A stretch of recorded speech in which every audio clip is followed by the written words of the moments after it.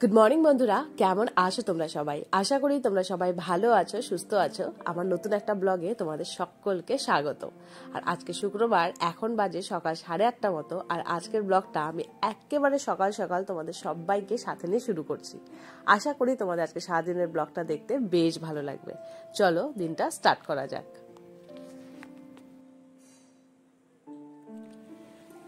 সূর্যি মামার সাথে সাথে আমার এনার্জিটা ঠিক একইভাবে গায়েব হয়ে গেছে। যেভাবে সূর্যি মামা দেখা নেই, সেভাবে আমার শরীরে এক ফোঁটারও এনার্জি দেখা নেই। জানো, 1-2 দিন ধরে এত বেশি ল্যাদ খেয়ে পড়েছিলাম, না ডেলি ব্লগ করছি না কোনো কিছু করছি। ঘরবাড়ি যেরকম ছিল ঠিক সেরকমভাবে রেখে দিয়েছি। কিন্তু আজকে সকাল থেকে ভেবেছি যে না, আবার নতুন করে নিজের মধ্যে একটা এনার্জি আনতেই হবে, যেটা সূর্যি মামার অ্যাবসেন্স থাকলেও নিজের মধ্যে সেই এনার্জিটাকে প্রেজেন্ট করতেই হবে।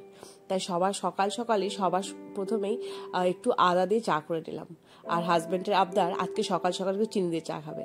তার জন্য ওর জন্যই 2 কাপ চা দুজনের জন্য করে নিয়ে উনাকে উনার কাজের জায়গায় চা দিয়ে আমি শুরু করলাম নিজের দিনের যাত্রা।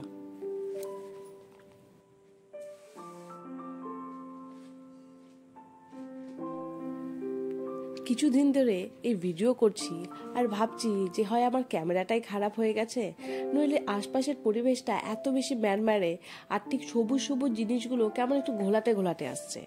তারপর অনেক অ্যানালাইজের পর বুঝতে পারলাম সূর্যের আলো না থাকায় আমার ক্যামেরাতেও কিন্তু বেশ একটা জিনিসগুলো মানে একটু জীবন্ত জীবন্ত লাগছে না, কেমনই একটু না মানে ধোঁয়াশা ধোঁয়াশা টাইপের লাগছে। দেখো এই কালারগুলো কত সবুজ, চোখে দেখলে তাও যা একটু সবুজ দেখা যাচ্ছে, ক্যামেরা ধরলে পরে তো বিভৎস রঙের বাজে একটা কালার চলে আসছে। আর এদিকে দেখো এই ফুলগুলোর কড়ি সেই মোটামুটি সপ্তাহ 2 ধরে একইভাবে ফুটে মানে হয়ে আছে। ফুল দেওয়ার কিন্তু এক ফোঁটাও নাম দিচ্ছে না। ভাবছি যে কোন যে কালারটা হবে, এটা হয়তো সাদা হবে নয় গোলাপি হবে, কিন্তু এতদিনের প্রতীক্ষা সূর্যি মামা না আসলে কোনোভাবেই কিন্তু এটা উন্মোচন হবেই না।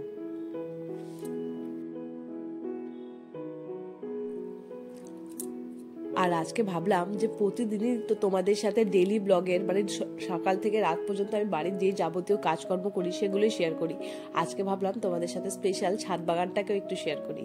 আর সবার প্রথমেই যেটা তোমাদেরকে দেখাচ্ছি সেটা হলো স্ট্রবেরির এতদিন পরে ফুল এসেছে। আসলে কি বলতো, গাছপালার যত্ন তো সেভাবে দিচ্ছিলাম না, তার জন্য কিন্তু স্ট্রবেরিতে মোটামুটি আমাদের আশপাশে সবার স্ট্রবেরি এক রাউন্ড হয়ে গেছে। তারপর দেখি আমার গাছে কুড়ি এসেছে। তো যাই হোক, এই কিছুদিন আগে যে দেখালাম খোল জলগুলো দিয়েছিলাম, সেগুলোর জন্যই মনে হচ্ছে একটু কড়ি মানে ঠিকঠাক হয়েছে, গাছগুলোরও গ্রোথ হয়েছে। আজকে আবার নতুন করে খোল জল ভিজিয়ে দেবো। দেখি 2-4 দিন পর দিয়ে দিলে হয়তো স্ট্রবেরিটার ফলন একটু তাড়াতাড়ি হবে। যতই বলো, ছাদ বাগানে যদি ফল বা ফুল যা কিছুই করতে যাও না, এই আর্টিফিশিয়ালি তোমাকে অনেক ধরনের কিন্তু সার মাটি দিতেই হয়। আর যখনই নিচে থাকে সেটা তো নিজের প্রয়োজনে নিজের শিকড় দিয়ে যা প্রয়োজন সেটা তো মাটি থেকে নিয়ে নেয়, কিন্তু এটার ক্ষেত্রে তো আর সেটা হবে না বলো। আর এদিকে দেখেছো এই লাউ গাছগুলো মাসখানেক হয়ে গেল, বেশ সুন্দর কিন্তু বেড়ে উঠেছে। এই সবগুলো বীজগুলো না আমার মা হাত থেকে কিনে লাগিয়ে দিয়েছিল, মানে মা নিজেই লাগিয়ে দিয়েছিল। আমি তো জানতামই না যে লাউ গাছ আমার ছাদ বাগানে আছে। কিছুদিন পর ফোন করে বলছে কি দেখ তো ওই বীজগুলো ফুটে কি গাছ উঠছে। আমি বললাম কোন বীজ? বলছে আরে লাউ লাগিয়ে দিয়েছিলাম। তো এদিকে লাউ আর এদিকে স্থলপদ্ম কিন্তু ফুলের মধ্যে আমার খুবই ভাল লাগে। কেন বলো তো, সেই বিশাল আকৃতির ফুল হয় আর 2-4টা ফুল হলে ঠাকুরের সিংহাসন কেমন যেন একটা ভরে যায়। তো আমার এইখানে তো সিঙ্গেলটা ছিল, মানে সিঙ্গেল পাপড়িওয়ালা যে ফুলগুলো থাকে সেটা ছিল, তো এবার ডাবলটাও হয়ে গেছে। আর এই দেখো বেগুন গাছ। আর এই যে ধনে গাছগুলো দেখছো না, এগুলোর একটা গল্প রয়েছে, ওটা তোমাদের সাথে পরে শেয়ার করছি। এই যে 4টা বেগুন গাছ। আর এদিকে তো বথুয়া শাক থেকে শুরু করে অনেক শাকই হয়েছে, সেগুলো তো আমি বীজ লাগাইনি। আর এই যে ধনে গাছগুলো দেখছো না, এই ধনে গাছগুলো মোটামুটি মাস 4 আগে আমি বীজ লাগিয়েছিলাম, তোমাদের সাথে হয়তোবা শেয়ারও করেছি। আর ওই বীজগুলো এখন হয়েছে আর এত পরিমাণ হয়েছে যে এর ওপর কোনো গাছ আর লাগানো যাচ্ছে না। চলো এবার গাছগুলোতে একটু জলও দিয়ে দিই।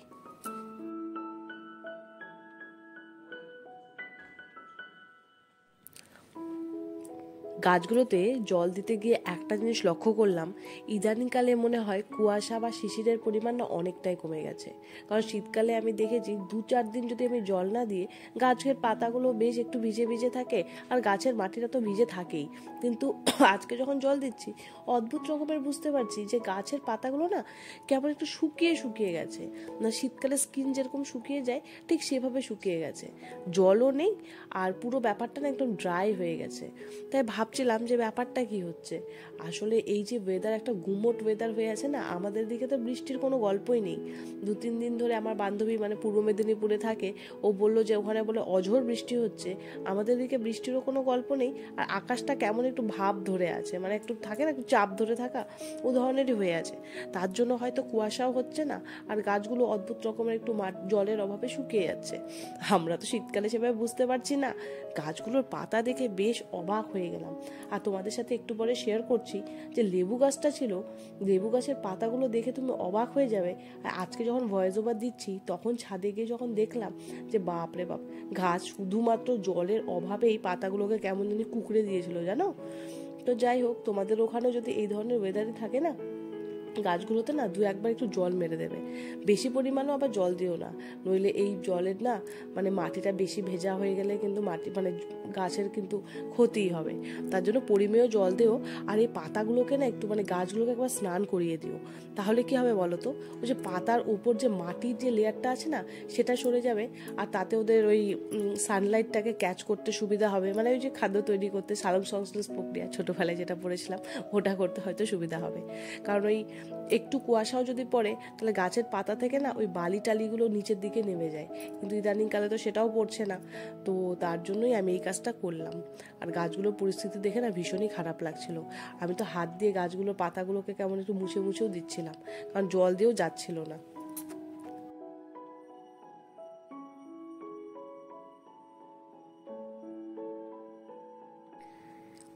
আর এই যে এই জবা গাছটা দেখছো, এটা হলো পঞ্চমুখী জবা। মোটামুটি 1 হাত লম্বা গাছ, সবসময় 10টা থেকে 15টা করে সবসময় অ্যাভেলেবেল থাকে, তোমরা গুনলে বুঝতে পারবে। আর পাশেরটা হলো বাম্বো প্লান্ট, ওই যে বাড়িতে রাখে না জলের মধ্যে বাম্বো প্লান্টগুলো, সেটা আমি মাটিতে বসিয়ে দিয়েছিলাম। আসলে না জলের মধ্যে রাখার পর গাছটা কেমন হলুদ হলুদ হয়ে যাচ্ছিল, তাই ভাবলাম একটু মাটিতে বসিয়ে দিই। মাটিতেও বেশ সুন্দর কিন্তু গাছ হয়েছে। আর এখন যে গাছে জল দিচ্ছি সেটা হলো কাঞ্চন ফুলের গাছ। এটা কিন্তু একটা নির্দিষ্ট সময় এত পরিমাণ ফুল দেয় যে ঠাকুরের আসনে আর ফুলের অভাব হয় না, সাদা রঙের ফুল হয়। যবে হবে না দেখাবো। আর দুপাশে ওই দুটো তো ঘাস ফুল। আর এই পাশেরটা যেটাতে এখন জল দিচ্ছি, এটা না ঠিক ওই কি বলবো, বোগেনভেলিয়া মানে পাতাবাহার, পাথরকুচি বলছি, কাগজ ফুল, কাগজ ফুলই বলে না, তোমরা তো অনেকে অনেক ধরনের নামে ডাকো। তো ওই ফুলেরই গাছ এটা, জানি না এটা বোগেনভেলিয়াই নাকি, দেখতে অনেকটা ওই ধরনেরই। আর এই যে লেবু গাছের কথা বলছিলাম, পাতাগুলোকে ঠিকঠাকভাবে দেখলে তুমি বুঝতে পারবে শুকিয়েও যায়নি, কেমন একটু যেন কুকড়ে গেছে গাছটা। আমি তো ভাবলাম যে কি না কি যে গাছটার হয়েছে। এখন যখন জল দিচ্ছি তখন তো পরিস্থিতি তোমরা দেখতেই পাচ্ছ, আর এখন যখন ভয়েস ওভার দিচ্ছি তখন গিয়ে দেখে আসলাম, বাবা তারপরে শান্তি। গাছটা কি সুন্দর নতুন নতুন পাতা ছেড়েছে। আর এর মধ্যে যদি গাছটা নষ্ট হয়ে যেত বড্ড খারাপ লাগতো বলো। আর ওই যে ওদিকে যে দুটো গোলাপ গাছ দেখালাম, একটা হলো সাদা আর একটা হলো গোলাপি, আর এটা হলো লাল। আর এই যে ঝাউ গাছ, বাবা কত ছোট ছিল ঝাউ গাছটা, কিন্তু ঝাউ গাছের গ্রোথ না খুবই স্লো। আর এখন যে ফুল গাছটাতে জল দিচ্ছি সেটা হলো রঙ্গন ফুলের গাছ। এই গাছটা না বেশ বড় সড়ো হয়, কিন্তু আমার কাছে একেবারে ছোট রয়েছে। তো বন্ধুরা, এইটুকুই আমার ছাদ বাগান আপাতত রয়েছে, যতটুকু তোমাদের সাথে শেয়ার করলাম। কালকে ঠিক সকাল 10:30টায় চেষ্টা করব ডেলি ব্লগ নিয়ে আসার, যদি কোনো কাজ করি তাহলে। ততক্ষণের জন্য ভালো থেকো, সুস্থ থেকো। আজকের মতো টাটা।